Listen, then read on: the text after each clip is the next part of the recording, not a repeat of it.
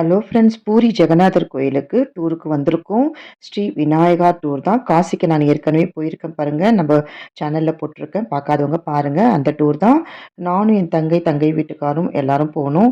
மதியானம் விஜயவாடாலேயே எங்களுக்கு லஞ்ச் வந்துருச்சுங்க. புளியோதரை, தயிர் சாதம், சன்னா மசாலா, கருணக்கிழங்கு போட்டு ஒரு தொக்கு. நைட்டு பூரியும் தக்காளி தொக்கும்.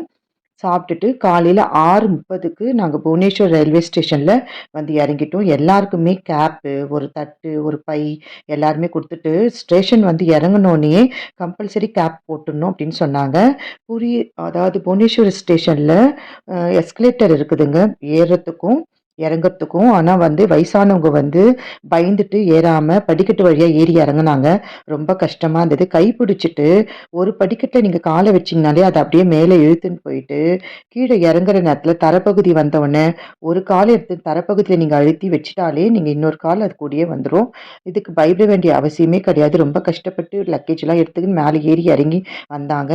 ஸ்டேஷன்ல இருந்து இறங்கி வந்த உடனே எங்களுக்கு பஸ் அரேஞ்ச் பண்ணிட்டு ஹோட்டலுக்கு கூட்டின்னு வந்துட்டாங்க. ஹோட்டல்ல உட்காந்த உடனே நல்லா சூடா காஃபி குடுத்தாங்க. ரொம்ப நல்லா இருந்தது ஹோட்டலு. எல்லாரும் போயிட்டு குளிச்சுட்டு வாங்கன்னு சொல்லிட்டு 4 பேருக்கு ஒரு ரூமும், 2 பேருக்கும் ஒரு ரூமும், பெட் அந்த மாரி குடுத்தாங்க. நாங்களும் இதே மாரி ரூமும் வாங்கிட்டோம். ரொம்ப சூப்பரா இருந்தது ரூமு. ஏசி, பெரிய ரூமுங்க. பாத்ரூம், டாய்லெட்லாம் அவ்ளோ நீட் அண்ட் கிளீனா இருந்தது. ரொம்ப நல்லா ஆர்கனைஸ் பண்ணிட்டு இருந்தாங்க. நாங்க எல்லாரும் குளிச்சுட்டு, நாங்க ரெடி ஆயிட்டு டைனிங் ஹாலுக்கு வந்தோம்.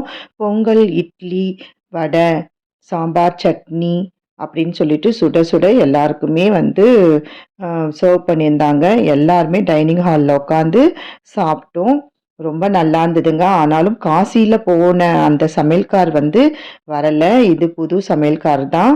அந்த டேஸ்ட் வேற லெவல்ல தாங்க இருந்தது. காசி டூருக்கு நான் போனத பார்க்காதவங்க பாருங்க. நான் என்னுடைய கோம்ஸ் லைஃப் ஸ்டைல்ல, அதாவது நியூ கோம்ஸ் லைஃப் ஸ்டைல்ல போட்டிருக்கேன். ஹோட்டல் பக்கத்திலேயே ஏசி பஸ் நிறுத்தியிருந்தாங்க. அதுக்கப்புறம் எல்லாரும் ஏறி சூரியநாராயணர் கோயிலுக்கு போகலாம் அப்படின்னு சொல்லிட்டு கூட்டிட்டு போனாங்க.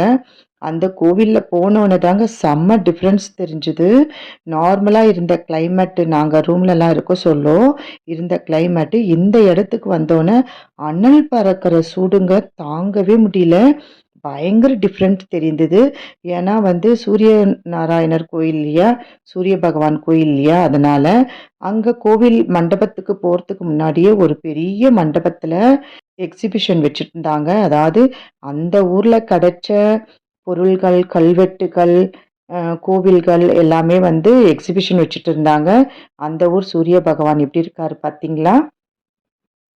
ஒரு ஊர்ல ஒரு வேலைப்பாடோட இருக்கிறாரு.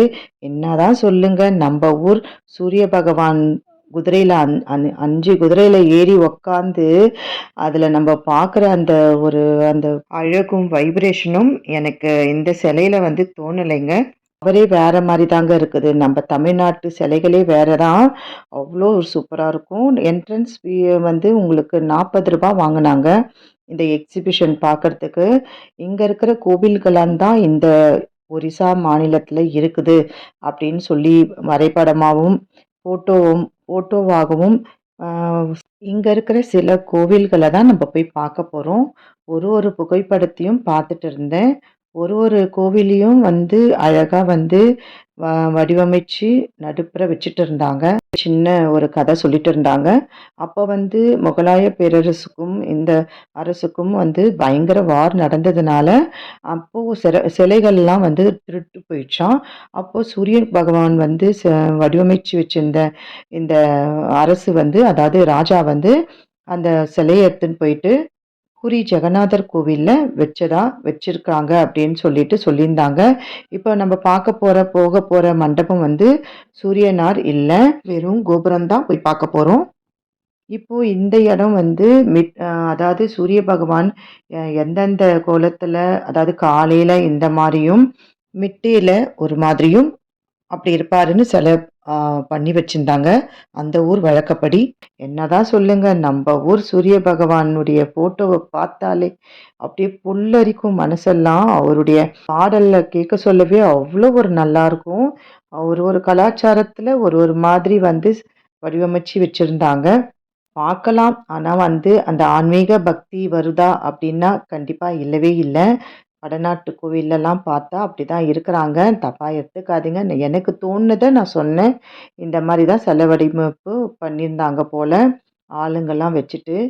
இதெல்லாம் வந்து புதை மணல்ல கிடைத்ததா? இல்ல இவங்க செய்து வச்சிருந்த சிலைகளான்னு தெரியல. எல்லா சிலைகளையும் பார்த்துட்டு நாங்க வெளியில இந்த மண்டபம் மட்டும் வந்து ஏசில வந்து ஏசி ஃபுல்லா ஏசி தாங்க. இந்த மண்டபம். இங்க வந்து 9 கோள் நவகிரகங்கள வந்து ரொம்ப தெய்வமா பூஜை பண்றாங்க. இங்கேயும் அதே மாரி தான் சிலை வடிவமைப்பு பண்ணி வச்சிருந்தாங்க. இந்த மண்டபத்திலருந்து கொஞ்சம் தள்ளி இருந்தா இவங்களுக்கு ஒரு கோவிலும் அமைச்சு வச்சிருந்தாங்க. அத நம்ம பார்க்கலாம். அப்புறம் நவகிரகங்கள் கோள்கள் சொல்வோம் பார்த்தீங்களா? அதோட வந்து அதிபதிகள் இவங்க எல்லாரும். இந்த மண்டபத்த பார்த்துட்டு நாங்க வெளியில வந்துட்டோம். வெளியில வந்து ரெஸ்டாரண்ட் வச்சிருந்தாங்க. இது வந்து டூரிஸ்ட் பிளேஸ் இல்லையா? அதனால வந்து ரெஸ்டாரண்ட்ல வந்து சாப்பிடுறவங்க சாப்பிடலாம் அப்படின்னு சொல்லிட்டு ஒரு ரெஸ்டாரண்ட்டு. சரியான வெயிலுங்க. தாங்கவே முடியல. என்னுடைய ஸ்கின்னே அப்படியே மாறிடுச்சு பாருங்க 1 ஹவர்ல. எவ்வளோ ஃப்ரெஷ்ஷா ரூம்லேருந்து கிளம்பி வந்தோம். எனர்ஜி ரொம்ப ட்ராப் ஆயிடுச்சுங்க. ரொம்ப தண்ணி தண்ணியா ஊத்துது உடம்புல. என்ட்ரன்ஸ்ல வந்து டிக்கெட் வாங்கிட்டு எல்லாரும் நாங்க வந்து உள்ள வந்துட்டோங்க. இந்த பிரம்மாண்டமான சூரிய பகவானுடைய கோவில் கோபுரங்க இவங்க தான். ஆனா உள்ள சாமியே இல்ல. அதுதான் ஒரு ஆச்சரியம்.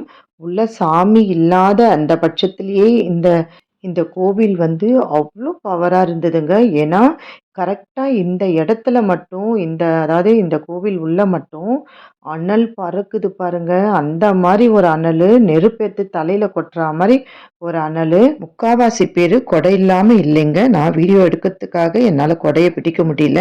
இந்த சின்ன சின்ன ஒரு பிட்டு பிட்டா வந்து டிசைன் பண்ணி, எப்படி ஒண்ணு மேல ஒண்ணு வச்சு ஒரு கோபுரமா வடிவமைச்சிருக்காங்க பாருங்க. என்ன சிலைன்னே நம்ம கண்டே பிடிக்க முடியாது.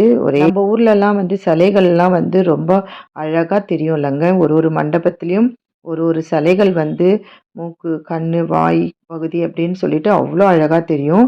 இங்க அப்படியே நெறைய கொச்ச கொச்சன்னு ஆனா அது ஒரு மண்டபமா, அது ஒரு அதிசயமா தான் இருந்தது. அந்த காலத்துல எந்த ஒரு மிஷின்கள் இல்லாம, ஒரு கூலி தொழிலாளிகளை கையில வச்சுட்டு பண்ணது. இது உள்ள தான் சூரிய பகவான் இருந்தாரு. மேல போறதுக்கெல்லாம் அனுமதி இல்லன்னு கீழயே லாக் பண்ணியிருந்தாங்க. வாழ்க்கையில இந்த இடத்தெல்லாம் பார்க்க வேண்டிய இடங்க. ரொம்ப அதிசயமா இருந்தது. பாருங்க இது உள்ள தான் அந்த சிலைய வச்சிருந்தாங்களாம். எடுத்துன்னு போயிட்டு பூரி ஜெகநாதர் கோயில்ல வச்சுட்டாங்க. ரொம்ப அதிசயமா தான் இருந்தது இந்த கோவிலு. சிலை இல்லாம ஒரு கோபுரத்துல இவ்ளோ சக்தி இருக்குது வந்து நானு இந்த கோவில்ல தான் பார்த்தேன். அங்க நின்னு ஒரு ஃபோட்டோ எடுத்துட்டு, அங்கருந்து இருந்த மண்டபத்துல பக்கத்துல தான் 9 கோள்கள் கொண்ட நவகிரக சன்னதி இருந்ததுங்க. ரொம்ப வைப்ரேஷனா இருந்ததுங்க. நார்த் சைடு 2 டூர் வந்திருக்கேன். ஒரு ஒரு கோவில்ல இருக்கிற ஐயருங்கள எனக்கு பிடிக்கவே பிடிக்காது. வாயில மாவாவ போட்டுக்கின்னு அப்படியே ஒரு பயபக்தியே இருக்காது. வெறும் பணம், பணம், பணம் தான் பணத்த புடுங்குறதுல தான் ரொம்ப இதுவா இருப்பாங்க. ஆனா இந்த இடத்துல வந்து நல்ல மந்திரம் சொன்னாங்க. ரொம்ப கிளீனா இருந்தாங்க.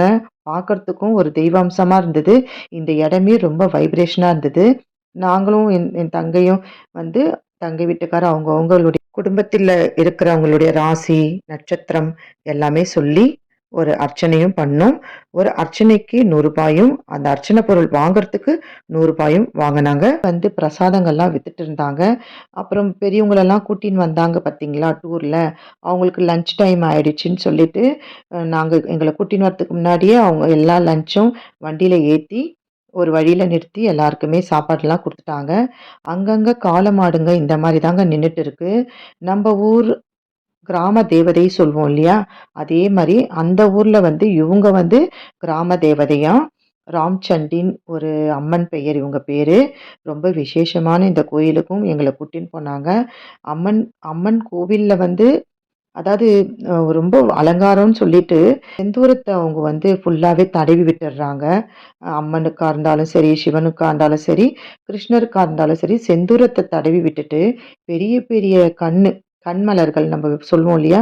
அது வந்து ரொம்ப பெரிய பெரிய கண்ணா வந்து கண் பகுதியில வந்து அழுத்தி விட்டுர்றாங்க. வெளியில வந்து பீடம் வந்து சிங்கம். சிங்கம் மாரி தெரியல எனக்கு. இவங்க தான் வந்து அந்த ஊர் ராம்சண்டி அம்மன் இவங்க. உள்ள நெறைய பூங்களெல்லாம் போட்டு செந்தூரத்த தடவி வச்சிருந்தாங்க. அந்த கோவில்லயே பக்கத்திலேயே மேலே ஏறி போனோம்னா, படிக்கட்டு மாரி வந்து பீச் தெரியுதுங்க. பீச்சு, பேக் வாட்டர்ன்னு சொல்றாங்க. அந்த அழகையும் பார்த்துட்டு, பின்னாடி தான் பீச்சு. இங்க பாருங்க பேக் வாட்டர் 2 வித கலர்ல இருக்குது. டார்க் ஒண்ணு, லைட் ஒண்ணு. இது வந்து பேக் வாட்டராங்க. கொஞ்ச நேரம் அங்க ரெஸ்ட் எடுத்துட்டு, பூரி ஜெகநாதர பார்க்கறதுக்கு கிளம்பிட்டோம். 2 கிலோமீட்டர் தூரத்திலேயே நிறுத்திட்டாங்க. ஆட்டோலாம் உள்ள போக்கூடாது அப்படின்னு சொல்லிட்டு. கோவிலுடைய பேட்டரி கார் மட்டும் தான், அதுக்கப்புறம் ரிக்ஷா இது மட்டும் தான் உள்ள போகும் அப்படின்னு சொல்லிட்டாங்க. அ பாருங்க இந்த மாரி இந்த பேட்டரி காருக்கு வெயிட் பண்றதுக்கு பதிலா நம்ம நடந்தே போயிடலான்னு சொல்லிட்டு 1 ஹவர் மேல நடந்தோங்க அந்த வெயில்ல. இப்பதான் திருவிழா நடந்துதாம் கோவில்ல. ஒரு 2 மாசம் முன்னாடி நடந்ததுனால எல்லாருமே கோவிலுக்கு வர ஆரம்பிச்சுட்டாங்க. தயவு செய்து சனிக்கிழமை, ஞாயிற்றுக்கிழமையில மட்டும் போவே போவாதீங்க. செம்ம கிரவுடு. அங்க இருக்கிற ஒரிசா பரதநாட்டியம் டான்ஸர்லாம் அங்க நெறைய பேர் நின்னுட்டு இருந்தாங்க. இதுதான் பூரி ஜெகநாதருடைய கோபுரம் இது. தேரோட்டம் நடந்ததுனால அந்த 3 தேர் பக்கத்துல நிக்குது பாருங்க. உலகத்திலேயே வந்து அவ்ளோ விசேஷமான தேரோட்டம் அப்படின்னு சொல்லி பெயர் எடுத்தது பூரி ஜெகநாதர் கோயிலு. சாமிய பார்த்துட்டு ரூமுக்கு வந்துட்டோம். ரூமுக்கு வந்தவொன்னே சுட சுட பூரியும், பட்டாணி கிரேவியும், சூடா ரசம் சாதமும் எல்லாருக்கும் குடுத்தாங்க. அப்புறம் காலையில எழுந்து நாங்க எல்லாம் குளிச்சுட்டு, அங்க இருக்கிற லிங்கேஸ்வரர் கோவிலுக்கும் வந்தோம். இங்கேயும் வந்து ஃபோனு எதுவுமே அலோடு கிடையாது. வெளியிலயே ஃபோனெல்லாம் வாங்கிட்டாங்க. உள்ள போய் சாமிய பார்த்துட்டு வெளியில வந்து, இங்க வந்து கேதாரியம்மன் கோவில் சொல்லிட்டு ஒரு கோவில். அதான் ரொம்ப பக்கத்துல பக்கத்துல 10 நிமிஷம், ஒரு 1/4 மணி நேரம் அப்படின்ற மாரி ஒரு இங்க வந்து நாங்க கேதாரியம்மன் கோவில்ல உள்ள போய் பார்த்துட்டு, இந்த கோவில்லயும் ஃபோன் அனுமதி இல்லன்றதுனால நம்ம வெளியிலயே நின்னு ஃபோட்டோலாம் எடுத்துட்டோம். அதாவது உள்ள பிரகாரத்தெல்லாம் அனுமதி கிடையாது. லிங்கம் மாரி கிடையாதுங்க. நம்ம சிமெண்ட்ல ஒரு புடி புடிச்சு புடிச்சு அங்கங்க வச்சோம்னா எப்படி இருப்பாங்களோ அந்த மாரி வந்து அந்த மாரி இருந்தாங்க. சுயம்புவா உருவான லிங்கமா. கேதாரியம்மன பார்த்துட்டு அடுத்த கோயிலான சித்தீஸ்வரர், முத்தீஸ்வரர் கோவிலுக்கு வந்திருக்கோம். பூரி ஜெகநாதர் கோவில் வரலாறு என்னன்னா, நம்ம வந்து அதாவது கிருஷ்ணருக்கு ஒரு கோவில் அமைக்கணும்னு சொல்லிட்டு இந்த ராஜா வந்து இந்த ஊர் ராஜா ரொம்ப ஆசைப்பட்டிருக்கிறாரு.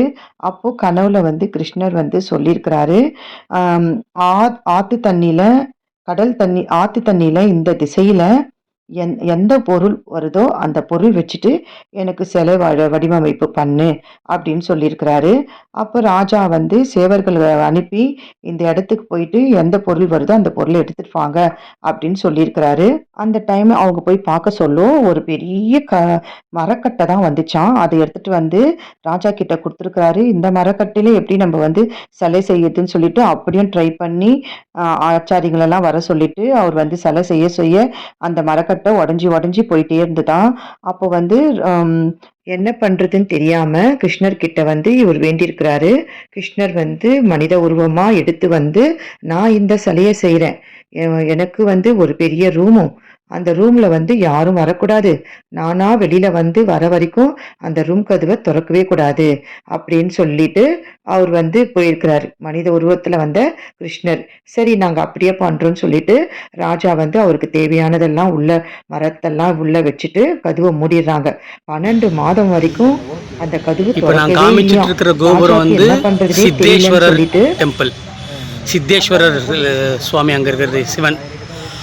இப்போ நம்ம பார்க்க போகிறது முக்தீஸ்வரர் டெம்பிள்.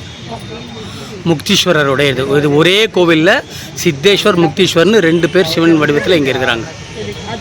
அந்த கோவிலில் தான் இவ்வளோ பெரிய குளம் இருக்குது. அப்போ வந்து ராஜாவால் தாங்க முடியாம என்ன பண்ணியிருக்கிறாரு, கதவை திறந்துட்டார். கதவை திறந்த உடனே அவங்க உள்ள இருக்கிற ஆளே யாருமே இல்லையாம். என்ன இது ஆச்சாரி வந்தாரே எங்க போனாரு அப்படின்னு அவர் கேட்குற நேரத்துல அசிரிதிவ வந்து ஒரு ஒரு குரல் கேட்டுதான், நீ அவசரப்பட்டு இந்த ரூமை திறந்துட்ட, நான் வந்து சிலையை செய்ய முடியல, செஞ்சுன்னு இருக்க சொல்லவே நீ திறந்துட்ட அப்படின்னு சொல்லிட்டு இப்போ இருக்கிற இந்த சிலையை எடுத்துன்னு போயிட்டு நீ வந்து பூஜைக்கு வச்சிரு அப்படின்னு சொல்லிட்டாராம். அந்த மரக்கட்டையில வந்து கை, கால் எதுவுமே கிடையாது. கண் மட்டும் பெருசு பெருசா, அதாவது ஒரு கை, ஒரு கால் தான் இருக்குமா இன்ன வரைக்கும். வருஷத்துக்கு 12 வருஷத்துக்கு ஒரு தடவை அந்த மரக்கட்டைய வந்து மாத்துவாங்களாம். நாங்க எல்லாமே பார்த்துட்டு, ராஜா ராணி பூங்காவையும் பார்த்துட்டு, ஹோட்டலுக்கு வந்து லஞ்ச் சாப்பிட வந்துட்டோங்க. ஹோட்டல்ல வந்து சுட சுட சாப்பாடு எல்லாம் ரெடியா இருந்தது. பாயாசம், மோரு, அப்பளம், நம்ம அத்திக்கா பலகாரம் பண்ணுவோம் பார்த்தீங்களா, அந்த மாதிரி ஒரு ஸ்வீட்டு, கூட்டு, எல்லா காயும் போட்ட சாம்பாரு, அதுக்கப்புறம் வந்து உருளைக்கிழங்கு வறுவல், சூடா சாதம். இதெல்லாம் வாங்கிட்டோம். வடை மசால் வடை வந்து சூடா போட்டுட்டு இருந்தாங்க. நம்ம அப்புறம் வாங்கி சாப்பிட்டோம். அதனால ஃபோட்டோல தெரியல. பாயாசம் எல்லாம். அதுக்கப்புறம் உதயகிரி, கண்டகிரி மலைக்குகைக்கு கூட்டின்னு போனாங்க. நாங்க சாப்பிட்டு முடிச்சுட்டு ரெஸ்ட் எடுத்துட்டு, அந்த மலைக்குகைக்கு வந்தோம். எனக்கு ரொம்ப டயர்ட் ஆயிடுச்சுன்னு நான் கீழயே உட்காந்துட்டேங்க. தங்கை வீட்டுக்காரர் மட்டும் நாங்க போய் மேல போய் பார்த்துட்டு வரோம் அப்படின்னு சொல்லிட்டு, அவங்க ஃபோட்டோ, வீடியோ எல்லாம் எடுத்துட்டு போனாங்க. ஒரு 70, 75 வயசானவங்கலாம் மேலே ஏறி சொல்ல எனக்கு கொஞ்சம் கஷ்டமா தாங்க இருந்தது. கொஞ்சம் உடம்பு நிலைமை எனக்கு சரியில்லன்றதுனால, ரொம்ப ஹைட்டாலாம் என்னால ஏறி போக முடியல. மத்தபடி வந்து எல்லா கோவிலையுமே போய் பார்த்தோம். அ மேலேயும் வந்து ஃபோட்டோ, வீடியோலாம் எடுத்துட்டு வந்து காமிச்சாங்க. இஃபான் டெம்பிள் அதில போயிட்டு கிருஷ்ணர போய் பார்த்துட்டு, அதுக்கப்புறம் ராமர் கோவிலுக்கு வந்தோம். ராமர் கோயில்லயும் வந்து பஞ்சமுக அ ஆஞ்சநேயர் சன்னிதானமும் இருந்தது. ரொம்ப நல்லா பூஜை பண்ணிட்டு இருந்தாங்க. இவங்களையும் பார்த்துட்டு, அன்னைக்கு நைட்டு எங்களுக்கு 12 மணி ட்ரெயினுங்க. அதனால 9:30 மணிக்கெல்லாம் வந்து ஹோட்டலுக்கு அதாவது 9 மணிக்கெல்லாம் வந்து ஹோட்டல்லேருந்து கிளம்பிடணும்னு சொல்லவே, நாங்க எல்லாரும் இங்க கடகடன்னு ஒரு ஃபோட்டோ, வீடியோ எல்லாமே எடுத்துட்டு, ஹோட்டலுக்கு வந்து ஒரு 9:30 மணிக்கெல்லாம் கிளம்பி போயிட்டோம். அதுக்கப்புறம் நாங்க அங்க சாப்பிட்டுட்டு, நாங்க ட்ரெயின் ஏறிட்டோம். ஒரு 12 மணிக்கெல்லாம் போயிட்டு ட்ரெயின் ஏறிட்டோம். மிட் நைட்ல தான் ஒரு 12 மணிக்கு ட்ரெயின் புக் பண்றது தான் அது கொஞ்சம் ஒரு கம்ஃபர்டபுள் இல்லாம இருந்தது. ஏன்னா, எல்லாருமே ரொம்ப வயசானவங்க. கொஞ்சம் தடுமாற்றம் ஆயிடுச்சு. அது மட்டும் தான் சார் கிட்ட சொல்லணும். விஜய் சார் கிட்ட. மத்தபடி எந்த குறையும் கிடையாது.